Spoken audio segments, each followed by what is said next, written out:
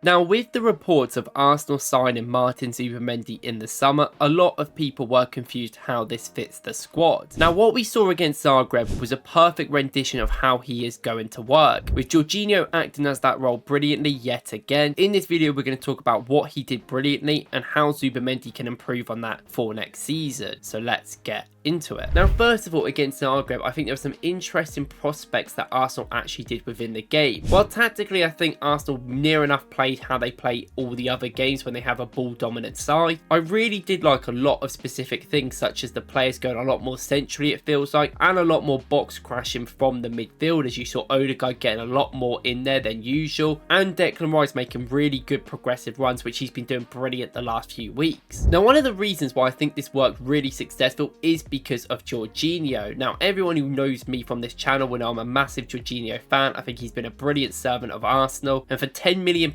which we signed him for, I think he has been an absolute bargain, a brilliant player at all. Now, there's no doubt about it, when Arsenal used the double pivot last season with Jorginho and Rice, it became one of the most successful lineup. We had the box midfield between them two and Havertz and Odegaard. Obviously, Havertz and Odegaard were the main pressers in that, and it really worked. And the fact they were all able to stay so close to each other allowed Jorginho to be able to nip in and win tackles and not worry about the recovery time too much because he had Rice there next to him. Now, the system that we are using is actually a little bit different, which we saw against Zagreb. Declan Rice often presses a lot higher than you have seen him before. His counter pressing has been brilliant recently, and he goes into that left half channel following his man. Now, a lot of the time Jorginho in this game was settled back, but he was still quite high. He worked off of Declan Rice's movement, which I thought was quite interesting, to gauge whether he should push higher or be deeper on the pitch. There were some moments where Declan Rice would push inside the box or just outside it, and Jorginho would come all the way over. And there's some moments it was the complete opposite, where Declan Rice was a little deeper and Jorginho would also be deeper as well, because they know that aerial threat is needed for when the long balls come. Now, this is effective because although Rice is playing in that left half channel, he is able to freely move around on and off the ball for Arsenal. Off the ball, when Arsenal don't have it, it is very effective because they can go down the right channel or the left channel and they can back each other up, which I think will be a big inclusion with Zubimendi. Zubimendi is a lot quicker than Jorginho and can cover them gaps a lot quicker, and will be able to follow him up into them half channels, making the counter press even better for Arsenal and not allowing people to break it and be able to run through the middle. Now, the reason why Declan Rice is also brilliant when Arsenal on the ball is because Jorginho just occupies that middle space. Against Zagreb, we often saw Arsenal build up with a lot of their players very high up the pitch, dominating the game, and Jorginho came into the centre where he often did a very good job scanning around him to make sure that he would always be in space and could get away from the original press of the attackers, but he would always occupy that central area so you knew where he was going to be able to recover easily. This allowed people like Rice to really move around in great ways. Now, I've still had problems with Odegaard's movement, a little bit too isolated on that right half space, but Rice does not care and moves around freely within the space, even coming deeper at times as well to help build up. This freedom to allow Rice to easily use his mobility to run around the pitch is going to be very handy. Not only is he so aggressive and really good in a tackle, he usually makes the right decision, and his brilliant off the ball runs inside the box have been key for Arsenal's attack in the last few weeks, and we saw it with the first goal where he ran in and had a brilliant effort which went in. Now, what was also very interesting about this is when Jorginho received the ball inside the channel, there's a few times he didn't do a through ball through where he could have to Rice in between the gaps, but there was a few times he also picked things along and been able to put it in there who would have been benefited from Havertz coming deeper in the space. This is something specifically I think Zubimendi is going to be incredible at for Arsenal. He's a very confident passer. He can switch the ball out right and left hand side, but when you get him in these pockets, that is exactly where you want him, because he will try these risky passes centrally a lot more. And not only is it very important when Arsenal have players come closer to the ball, it's also very important for when we have people like Saka back and Arsenal can get in behind. One of the most effective passes that you do not see often enough for Arsenal is that deeper pass in the central areas across behind the defence. Now, for instance, we saw Partey do it against Sporting earlier in the season, and we've seen Ben White do it against Liverpool where Saka scored. This is a very important factor that Arsenal could definitely do more of, and Jorginho is one of the best people at it currently in the team. He does this brilliant on both sides where he can back up the team and be there just in case he wants to be the pass behind them in them half spaces, but this also space gives him a good enough amount of time to be able to pass it through if the wingers are running, and people like Saka will always be confident and want to go through that way. Having someone who's a bit more confident on both feet passing it will be great, because you can also do that on the left hand side. Now on the left is not too big of a deal because we see Gabriel do it a lot, and with Trossard's movement they've got that on lock when they know when to go. But on the right, this is also a very effective thing that we should do a lot more, that I think Zubimendi will add to the team even more than Jorginho does. Now I think these two are the simplest players that we've had in the team and who we're going to sign. I think Zubimendi, the idea of him is to be a Jorginho replacement because he is leaving at the end of the season, and how they pass the ball is very similar in many ways. They make almost the same amount of progressive passes per 90, Zubimendi's a little bit less, and while Jorginho is a lot more of a sit-up player, he doesn't really move with the ball too much. He very much passes it a little bit more than Zubimendi. Zubimendi is definitely better at other things that are going to help. One of them is obviously going to be pace. Not only is pace on the ball going to help on breaks, because I do think if you put Zubimendi in central areas, he will run in forward and take people on, which are a lot more than Jorginho if you look on the take on stats. It's off the ball where it really becomes key. There's a few times in this game where if Arsenal do give the ball up in defence, which isn't obviously Jorginho's fault, and you don't expect Kivior or people to that to make consistent mistakes, but when this happens, Jorginho is simply just not quick enough to get back. Now I do think in this game I do want to address that he has definitely improved this. There was a few moments in this game where he did brilliant to get back, or he was very tight to a player when Arsenal were pressing particularly, and won the ball back to keep us ticking along, which I thought was really good. But if the ball is won behind him sometimes by that original press, he is not getting back at all. He's not closing down them gaps quick enough, and although it is hard against people that are incredibly quick, especially forwards that a lot of these teams have, you do want someone to be able to help the defense if the defense does delay them a little bit if they're going to make a shot or a pass. Now Zubimendi isn't the quickest player in the world, but he is a lot quicker than Jorginho and will cover the ground a lot quicker, so he can definitely help the players there, which I think is going to be very important, because Arsenal will consistently try to have pressure, and if they lose it they can instantly win it back, which I think is going to be an important thing. He is also a lot more of a better physical presence. I think sometimes